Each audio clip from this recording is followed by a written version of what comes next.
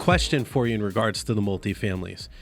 Does that have to be a commercial, like multifamily, like in Rhode Island, 5+ units is commercial? Could you do under four and fewer units, 2 to 4 units? Absolutely. There's no limit in terms of the size of the project, but there are specific requirements that need to be met that would allow you basically to qualify for the program. As an example, you need to double the basis of the property, excluding the land basis. So let me give you an example of what that would look like. If you bought an apartment, and let's just say it was $100 for the apartment, and the land, based on kind of any appraisal you'd have or your tax bill, indicated the land was worth $35, you'd have to put $65 of improvements into the building. Now, this doesn't really lend itself ideally to just little fixer-uppers. For people that are doing heavier renovations, yes, it does work. And also, kind of like any major expansion that you might do to the building or ground-up development. In addition, there are 2 other caveats that basically would allow you to qualify. First is if the building has been vacant, totally vacant for 5 years, there is no improvement test. You can effectively come in the next day, flip on the lights, and start collecting rent.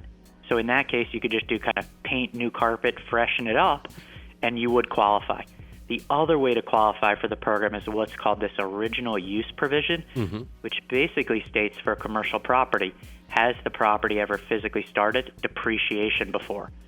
The easiest way to think about that is the building is currently under construction now in an opportunity zone effectively, and you can go in kind of the 9th inning and acquire the building and then go in and you be the person that physically screws in the last light bulb and basically obtains the final certificate of occupancy. Let's say Bob has $100,000, right? And I really want to simplify this and break this down for our listeners. Let's say Bob has $100,000 and he wants to invest. So he contacts you. What would you say he should do with that $100,000, and what do you think his rate of return would be? There are multiple options in terms of providers. A lot of people are doing projects for their own account. Other people, want to take more of a passive approach and look to third-party managers or someone like us to take capital. The returns typically in this space really are going to vary, upon strategy. Again, as I just indicated, we're very, on the risk-averse side of the equation. We're targeting kind of net IRR returns of basically 9 to 11% over 10 years, net of all fees. And over 10 years, that really kind of equates to almost a 3x multiple. There are really 2 things really that are factoring in. One is construction costs right now are very, very high. Also, we take a very, very conservative approach in our underwriting and like to be realistic in terms of balancing return expectations.